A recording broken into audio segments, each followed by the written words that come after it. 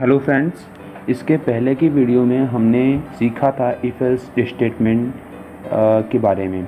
और इस वीडियो में हम सीखने जा रहे हैं कंडीशनल स्टेटमेंट से रिलेटेड कुछ और नई चीज़ें। जैसा कि आपको स्क्रीन पर दिख रहा है कि ये 5 टाइप्स जो हैं वो कंडीशनल स्टेटमेंट जो सी में हम यूज़ करते हैं उनके 5 टाइप्स लिखे हुए हैं। पहला टाइप है इफ़ स्टेटमेंट, दूसरा इफ एल्स, तीसरा nested if else and fourth is if else ladder and fifth is switch statements. So these are basic 5 types of conditional statements present in C. And इसके पहले की video में हमने if else conditional statement का इस्तेमाल करके एक छोटा सा प्रोग्राम बनाया था, और इस वीडियो में हम नेस्टेड इफ एल्स स्टेटमेंट का इस्तेमाल करके एक बेसिक सा प्रोग्राम बनाएंगे जिसमें कि यूज़र से हम 3 वैल्यूज़ इनपुट करवाएंगे और अपने प्रोग्राम के थ्रू यूज़र को ये बताएंगे कि उसके द्वारा इनपुट की गई 3 डिफरेंट टाइप ऑफ वैल्यूज़ में से कौन सी वैल्यू सबसे बड़ी है। चलिए गाइज़, हम अपने प्रोग्राम को स्टार्ट करते हैं। सबसे पहले हम हेडर फाइल्स को इंक्लूड कर लेते हैं, that is as include. Okay, हमने एक हेडर फाइल इंक्लूड कर लिया। हम टर्बो सी का इस्तेमाल कर रहे हैं तो हमें एक और हेडर फाइल इंक्लूड करना पड़ेगा कंसोल स्क्रीन के लिए, दैट इज़ conio.h. ओके, अब हम रिटर्न टाइप लिखते हैं और मेन फंक्शन को लिख देते हैं, ब्रेसेस लगाते हैं जिसके अंदर हमें सारा प्रोग्राम अपना लिखना है। और क्लियर स्क्रीन एक फंक्शन है जिसको हम कॉल करते हैं, सॉरी, ये क्लियर स्क्रीन फंक्शन का क्या यूज़ होता है इसके पहले की वीडियो में मैंने आपको बताया था, और ये conio.header फाइल के अंदर मौजूद होता है। ये कंसोल स्क्रीन को क्लियर करने का काम करता है। चलिए हम अपना printf फंक्शन का इस्तेमाल करते हैं और यूज़र के सामने हमें डिस्प्ले करवाना है कि please enter 3 different values. Okay, and from next line हम फिर से प्रिंटर फंक्शन का इस्तेमाल करके यूज़र से कहेंगे कि वो पहला वैल्यू जो है वो एंटर करें, न्यू लाइन इसके सीक्वेंस का इस्तेमाल करें ताकि ये चीज़ पर्टिकुलर चीज़ जो है वो नया लाइन से आए। Enter the first value.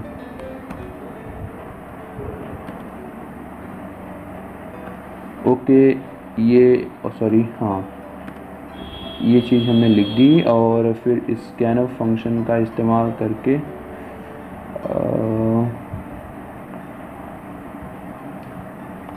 Variables में हम जो है वैल्यू स्टोर कराएंगे। ये देखिए, हमने अभी वेरिएबल्स डिक्लेयर ही नहीं किए और ना ही उनके डेटा टाइप। चलिए सबसे पहले हम इंटीजर टाइप डेटा टाइप का इस्तेमाल करके 3 वेरिएबल्स हम बनाएंगे, क्योंकि हमें यूज़र से 3 वेरिएबल्स जो हैं वो 3 टाइप्स की वैल्यूज़ हमें स्टोर करवानी है। हमें 3 वेरिएबल्स चाहिए यहाँ पर। और फिर हम अब यहाँ पे इंट हमने डेटा टाइप इस्तेमाल किया तो उसके लिए हम फॉर्मेट स्पेसिफाई लिखेंगे %d, एंड उसके बाद हम एड्रेस ऑपरेटर एड्रेस देंगे कि पहली वैल्यू जो है वो जाके x नाम के वेरिएबल में स्टोर हो जाए। टर्बो सी में जो लाइंस को कॉपी करके पेस्ट करने का जो तरीका है वो देखिए, आप एडिट में जाएंगे तो आपको यहाँ पर ये दिख रहा है कि कॉपी करने के लिए हमें control plus insert and paste करने के लिए शिफ्ट प्लस इंसर्ट करना पड़ेगा।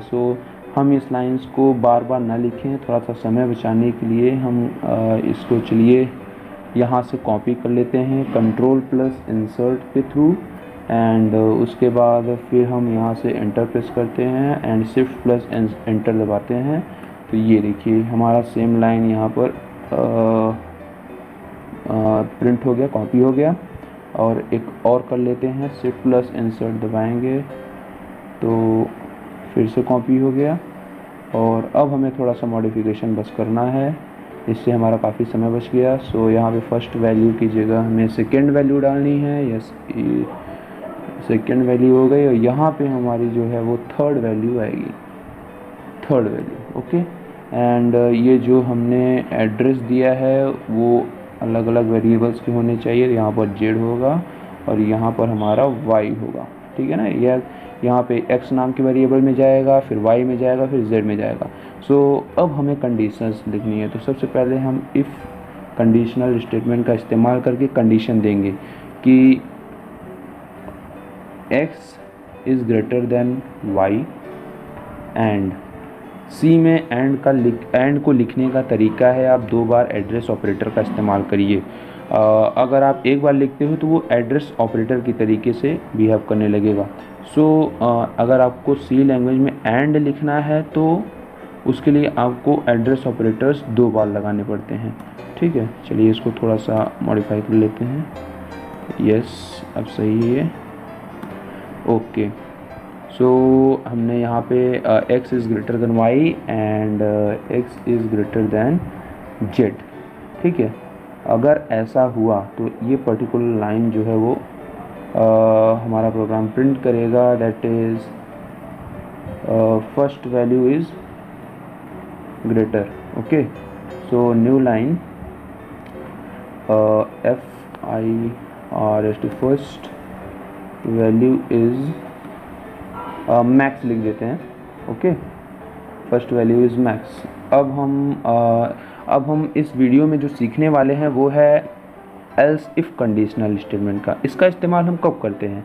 जब हमारे पास कई ढेर सारी कंडीशंस किस चीज़ की हों, जब हमारे पास ढेर सारी कंडीशंस किसी भी चीज़ के ट्रू होने की हो। जैसे यहाँ पे हमें 3 वैल्यूज़ यूज़र से इनपुट करवानी है और उसमें से हमें उन तीनों में से हमें सबसे बड़ी वैल्यू फाइंड करनी है। तो हो सकता है कि x सबसे बड़ा हो सकता है कि y सबसे बड़ा हो, और ये भी हो सकता है कि z जो है वो सबसे बड़ा हो। तो हमने इफ़ कंडीशन के अंदर लिखा कि अगर x बड़ा होगा तो ये पर्टिकुलर ब्लॉक हमारा चल जाएगा। अगर ऐसा नहीं हुआ तो कैसा होगा? दूसरी पॉसिबिलिटी लिखने के लिए हम एल्स इफ़ कंडीशनल स्टेटमेंट का इस्तेमाल करेंगे, ओके। सो अब इसको भी लिखने का सिंटेक्स वही है। इसके अंदर हम कंडीशन देंगे। ये पहला वाला जो इफ़ के अंदर हमने जो कंडीशन लिखा है ये x के लिए लिखा है, और एल्स इफ़ के अंदर हम y के लिए कंडीशन जो है वो लिखेंगे। If y is greater then x and y is greater then z, तो क्या प्रिंट करे यूज़र स्क्रीन पे? सॉरी, हाँ, वेट, हाँ, तो क्या प्रिंट होके आएगा? यहाँ पे हम प्रिंट करवा लेते हैं, प्रिंट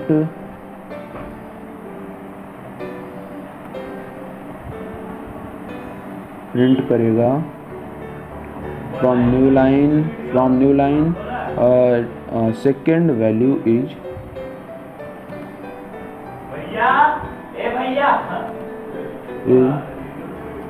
मैक्स।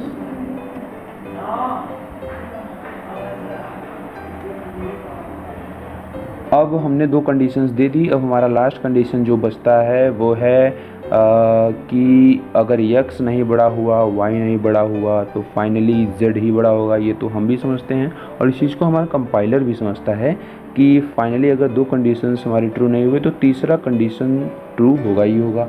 सो उसके लिए हम एल्स कंडीशन स्टेटमेंट का इस्तेमाल करेंगे, और इसमें हमें कंडीशन लिखने की ज़रूरत नहीं, क्योंकि हमारा कंपाइलर बाय डिफ़ॉल्ट इस चीज़ को समझता है कि अगर 2 कंडीशंस नहीं ट्रू होंगी तो फाइनली थर्ड वाला कंडीशन जो होगा वो ट्रू होगा ही होगा। तो इसके लिए हम कंडीशन नहीं लिखेंगे। आप लिख सकते हो, उसके लिए कोई एरर नहीं होगी, लेकिन जनरली हम इसको लिखते नहीं, ओके।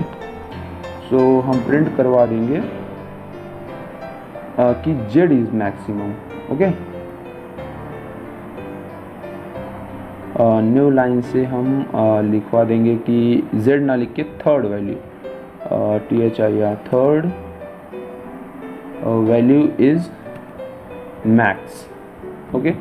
अब हम लास्ट में जो है गेट कैरेक्टर फंक्शन को कॉल करेंगे, जो हमारे आउटपुट स्क्रीन को होल्ड करके रखेगा, ठीक है।